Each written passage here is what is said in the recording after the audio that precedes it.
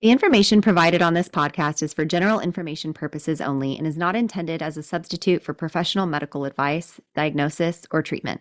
Always seek the advice of your qualified health provider with any questions you may have. Never disregard professional medical advice or delay in seeking it because of something you have heard on this podcast. Reliance on any information provided here is solely at your own risk.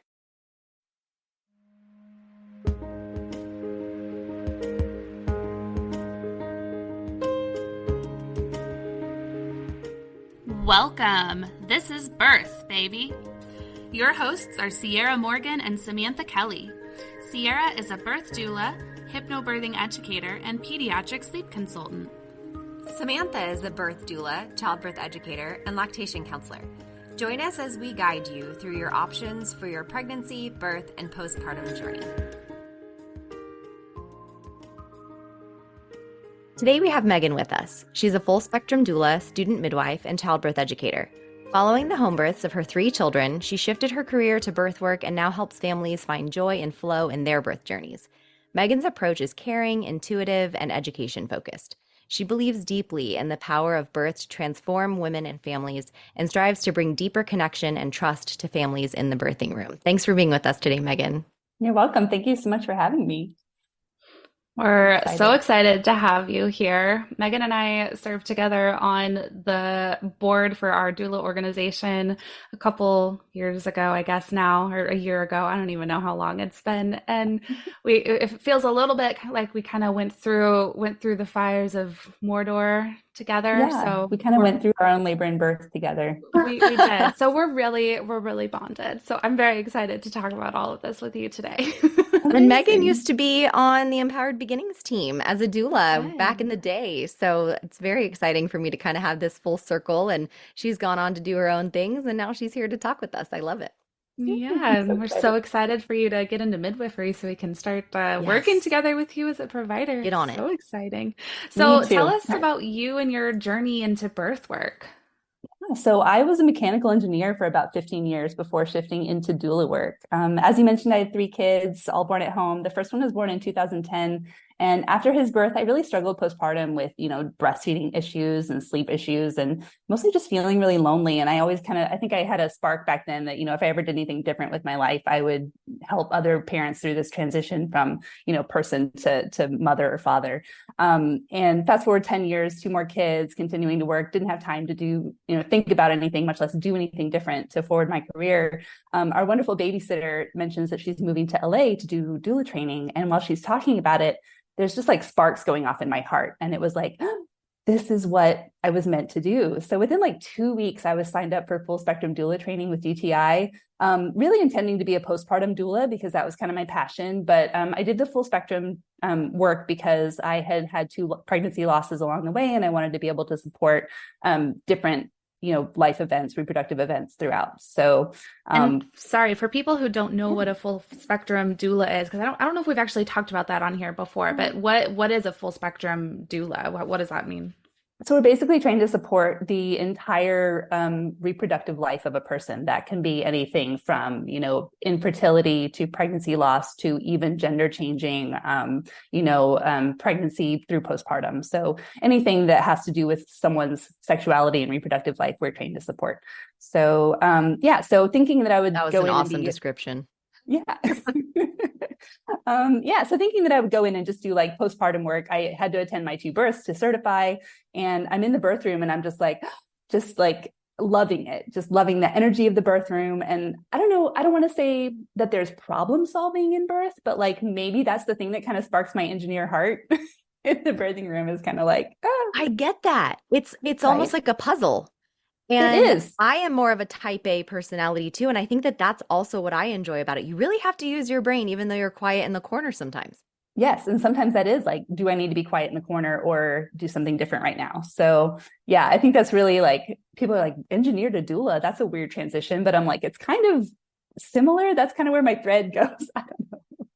I think that makes sense though. It's like to be a good birth worker, you need to be like the caretaking engineer brain, caretaking problem solver, because that's so much of what we do. Yeah, exactly. And, people come to you with different issues and things like that and want you to help them kind of navigate the the care system. And it really is, it's just, I don't know, there's always something different in birth work. Every birth is different. I learn at every single one. And it's really the learning aspect of it that keeps me kind of entertained. I think that was what kind of drew me away from, like, more away from the postpartum into the birth side. And then I just got deeper and deeper. Like, the more I attended births, the more I was like, oh, I want to do what the nurses and the midwives are doing. And then I started my midwifery journey last summer, and I'm hoping to become a certified home birth midwife sometime in 2025. So don't hold your breath, but it's coming.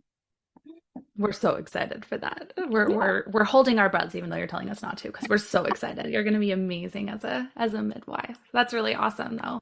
Sounds like you kind of came into it from a different way than some of us do. So it's always just cool, I think, to hear about that.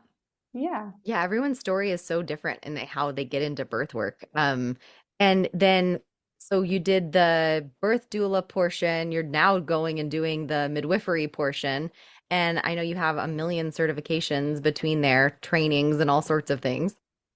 Yeah, so I've done my Rebozo training with Gina Kirby here in Austin. At some point, I wanted to do more of the childbirth education piece, just because I felt like people needed more continuity of care in that situation too.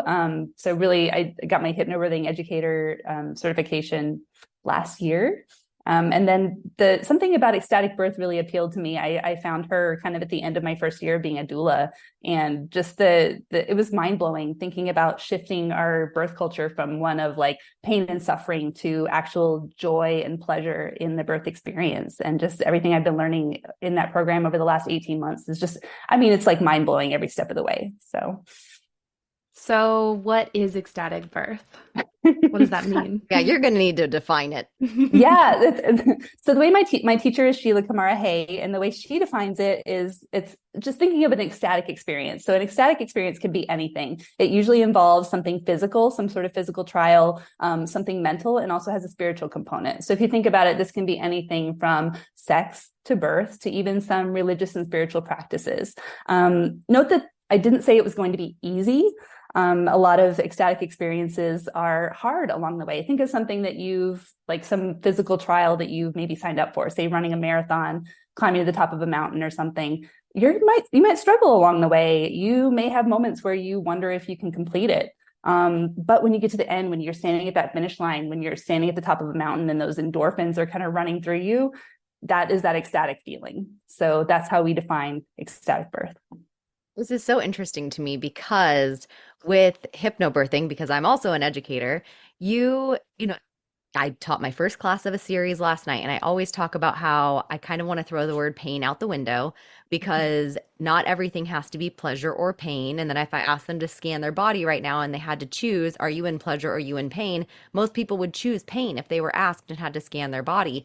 And last night, I knew we were going to be doing this interview with you, and I was like, most people aren't going to say they're in pleasure in labor, so why do we have to say they're in pain? I was like, unless it's ecstatic birth. I'm going to learn a little bit about it tomorrow. So I even said, I think she says you can orgasm during birth. So is that what this is? What is this? You can. So we like to open the possibility that you can orgasm during birth. So we're kind of just blowing open the possibilities of what you can feel in birth. We say in hypnobirthing too, like, I'm not going to tell you what you're going to feel. Some people can, with that peak hormonal release at the peak of labor, or even anytime along the labor process, can experience an orgasm in the traditional sense, or even just orgasmic energy kind of flowing throughout their body. So just because you can, though, doesn't necessarily mean you will. And we don't like to tie it to outcome necessarily. Or talk about having a goal of it. It's really just opening yourself up to the possibility of it. And a lot of the things that we teach, the conversations that we have, the body practices that we do kind of open you up to that experience a little bit more. So you've been in this training, and now are you certified in this, and now you're teaching these classes? I'm not I'm working on my certification. Midwifery school is taking a big hit on my time. Yeah. I'm hoping by the end of this month. And then you're going to teach the classes, like kind of like we teach hypnobirthing classes. Yeah, and I'm not sure exactly what that's going to look like. I might do more like an interactive kind of circle environment, intimate circle, something like that, or even private training. I'm working those concepts into my doula work as well, just kind of opening the possibility of like, hey, here's how you create this really sensual environment for your birth. Here's how you support peak hormonal release during birth. So kind of how I'm doing it now. I find with hypnobirthing, even though we take clients who aren't hypnobirthing, that I sometimes it's almost hard to work with people who aren't, only because I'm like, I know how great it can be. So I can kind of see that maybe moving that direction for you. It's like, even though it's not all you focus on, it's going to be something that you kind of incorporate with your work. Even people who don't do hypnobirthing with us, I still use some of the tools. Right, absolutely. There's no separating it. I think once you learn it and how, I don't know, I come in very opinionated about like how birth should be and how powerful it is, because I think people don't realize like No, not how you. powerful and Just yeah, kidding. I don't have opinions. Me No. either. But it's like people don't realize how powerful and transformative this experience can be and is meant to be. This is one of the peak, you know, rites of passage in our lives as women and as birthing people. You know, it's underestimated, I think, in our society right now. So it's kind of like enjoying the process while you're in the process rather than just it's something you have to get through in order, to have this baby is basically what it is, if I'm Exactly. understanding. And also recognizing that we give birth with our sexual bodies, whether we want to acknowledge that or not. 100% Mm. sexuality is threaded through our birth experience. That's why you see maybe people that have struggled with sexuality in the past or have adverse experiences, they can struggle with birth in the same way. So recognizing that our sexuality is threaded throughout our entire birth experience and using those tools really to elevate our birth experience. I always talk about with my clients, setting up your birth like you're setting up a romantic evening with your partner.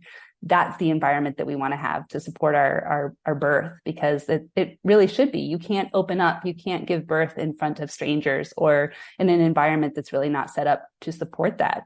So recognizing that we can use some of the tools, even as Sheila always says, a vibrator is an amazing birth tool. So if you don't have a vibrator in your birth bag, put one in there. As a doula, I don't think so. I'm not having a reusable No. vibrator, but those clients sure could. Clients can put their own vibrators in their birth bag. Yes. I love So it. funny. I would love to buy those and have those on my expense report from my CPA. Oh, I'm that'd be sorry, I so have to great. buy a new vibrator about 4 times a month because it's in my doula bag and it's a one-time use. Yeah. Disposable vibrators. Her face, I can just imagine. Spencer's is Um, about to have a whole new clientele. Yeah. so you said the thing about you can't do this in front of strangers and the kind of change of the hormones and all of that, the reason behind that. Does that mean that this is something that's very difficult in a hospital birth and you guys more gear this toward a home birth setting? It can be done in a hospital birth. It's not something that we don't necessarily prescribe a setting for the birth. It's more thinking about what supports that hormonal release for you. Some people are going to feel more comfortable in a hospital situation. Maybe they have their doctor that they've loved. I have a client right now who's with a doctor that she's loved since she was, 18. Maybe she feels most supported in that situation. So really gearing it toward every individual person is really important, because everybody's going to be so different in where they feel comfortable. I love that you said that. Yeah, I mean, we talk about this like all the time in classes. We talk about how, oxytocin is that love hormone, that, bonding hormone, and it's released in so many different ways. And so we teach these things in our classes, but I think it's different when you put it in that frame of like, no, this is really like the focus, and you can actually experience those things in this experience. I don't know, that's really cool. Yeah, it's amazing. And once you start talking about it and thinking, and one of the things that I think ecstatic birth does really well is getting you into your body. Teaching hypnobirthing and ecstatic birth they're both, there's a lot of similarities, but one thing that ecstatic birth does that hypnobirthing doesn't so much is really getting you into your body, using sound and breath and movement to really let those hormones and all that energy kind of flow through you. And they do a really good job of, sometimes there are feelings that we didn't expect to feel, things that we didn't expect to happen during our birth experience. There are fears that come up. We don't, say that there aren't, but we really help those things move through you and help you process those while you're in the midst of your birth experience, through movement and sound and all of those different tools, versus like trying to push them aside and pretend they don't exist. The movement thing is really interesting to me. I wish I could kind of have a peek into what that all looks like. And I don't often feel like I really want to go to somebody else's childbirth ed class, but feeling like when you start teaching these, I kind of want to be a fly on the wall and see it. So I know what I'm referring to, when I Yeah. send people your way. I just think this is so interesting. Yeah, it's really fun. And yeah, I mean, if you're curious about like what that might feel like, I encourage everybody to just turn on a really good piece of music that you feel like you can move to and feel into what your body wants to do. Where are you feeling pleasure? Where are you feeling pain? And what is your body, how does your body want to move to support you feeling the most pleasurable way you can feel? When I'm in a birth with someone, oftentimes I'll kind of encourage them, like, make sure you're moving around, and because they stay kind of still. And especially if they want a hip squeeze or something like that, they feel that they have to stay still while I'm squeezing their hips. And I'm like, I'll move with you, Yeah.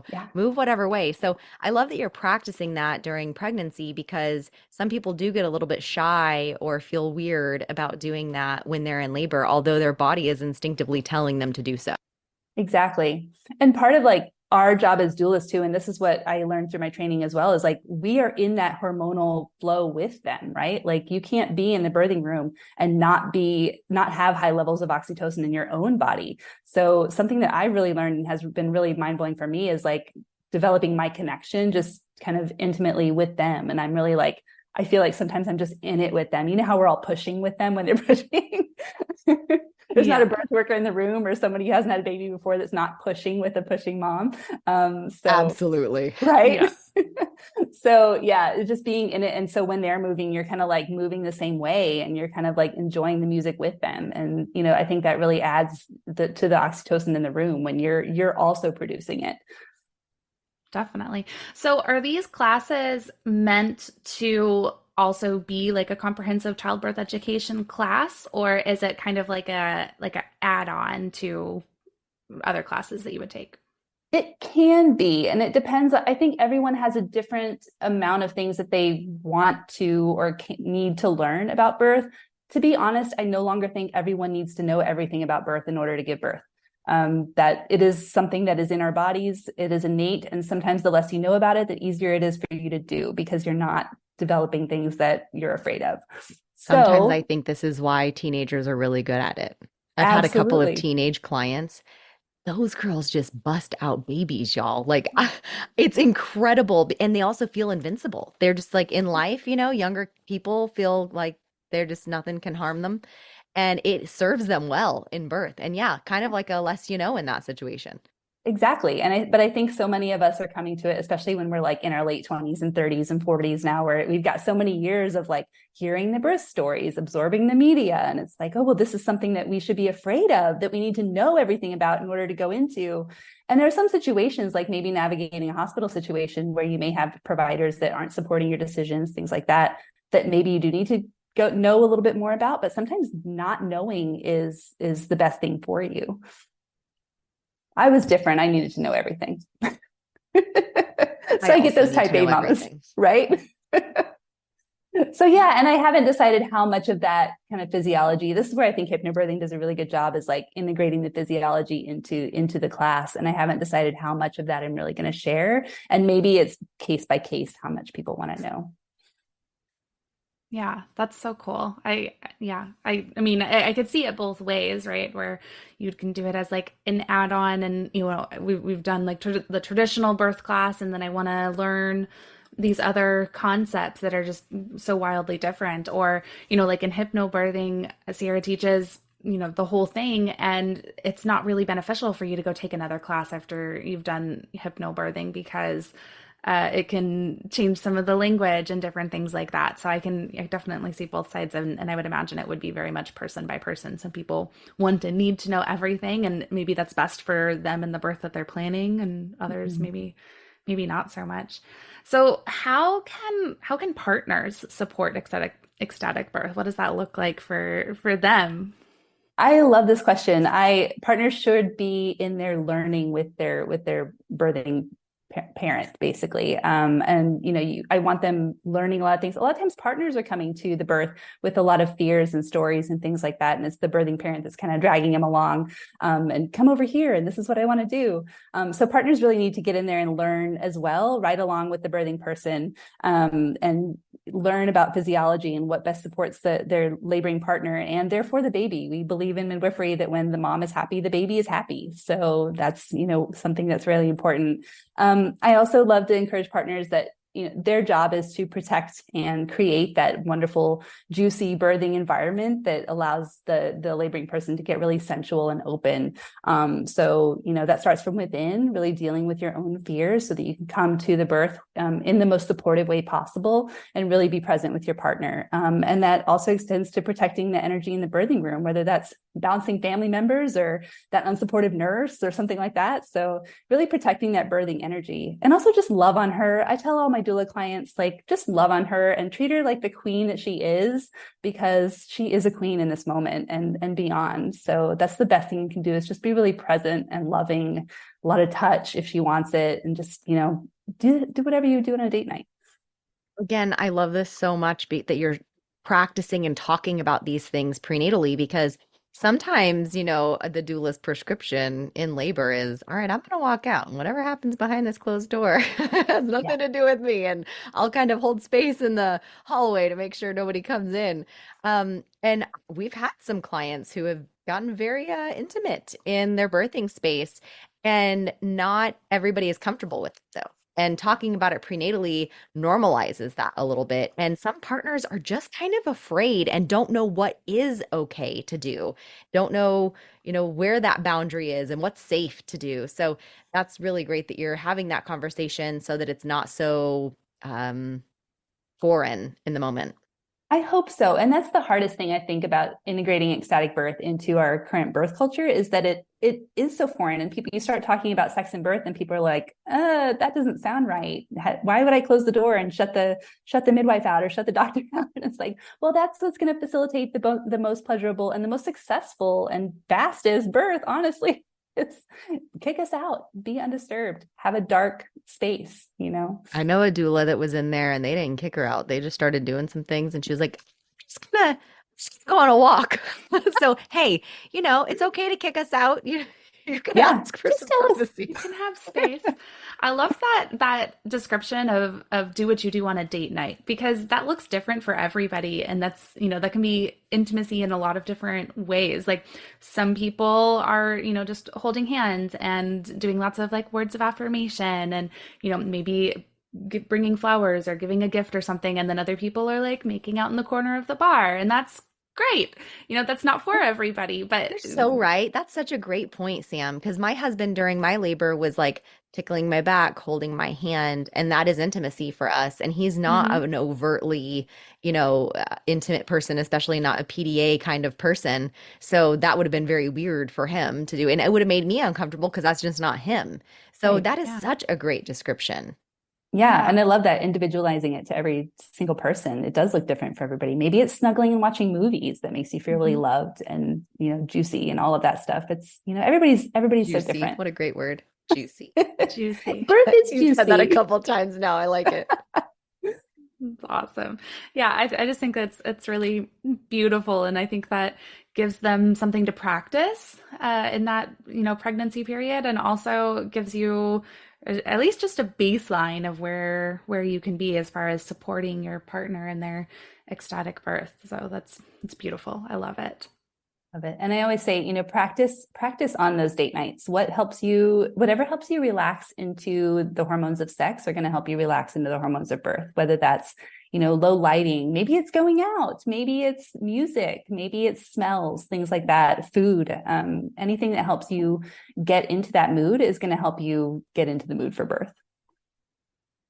Yeah, that's amazing. I love it. So what piece of advice would you give to pregnant people who are wanting to experience this type of birth?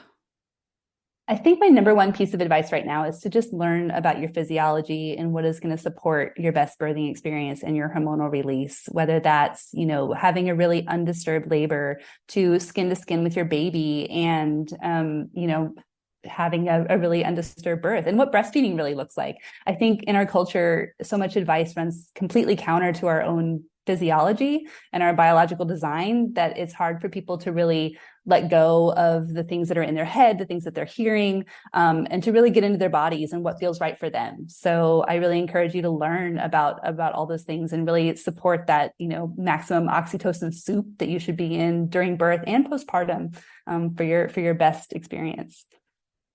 And what a beautiful way to start parenthood too, of just being so in tune with your instincts and in tune with what works for you. I mean, we hear that with people, especially people who have delivered in a hospital of just, well, I was told to do all these things and I'm on a timer for when I feed my baby and I'm so concerned about all of this. And then kind of being told like, hey, you can listen to your instincts, you know your body, you know your baby, you have been communicating together for so long, and being able to fall into that intuitive parenting is so important. And starting parenting off with a birth like that it just sounds so beautiful.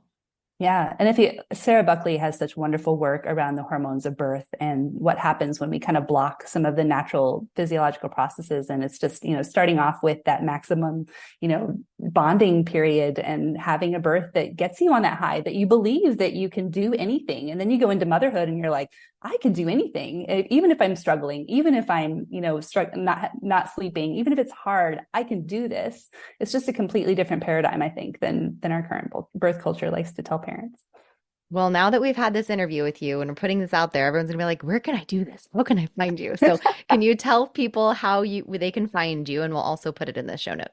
Yeah, I'm mostly on Instagram right now, kind of sharing everything that I'm learning with Ecstatic Birth and some of the things that are piquing my interest from my midwifery training. And that's at Meagan Noble ATX. That's Meagan with an A.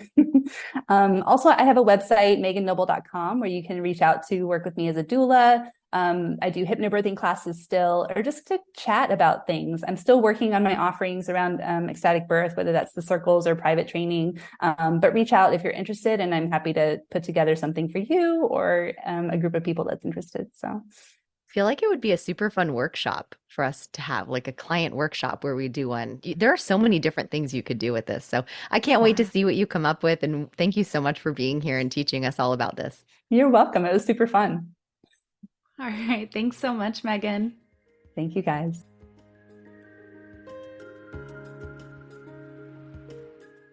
Thank you for joining us on Birth, baby. Thanks again to Longing for Orpheus for our music. You can look him up on Spotify. Remember to leave a review, share, and follow wherever you get your podcasts. See you next week.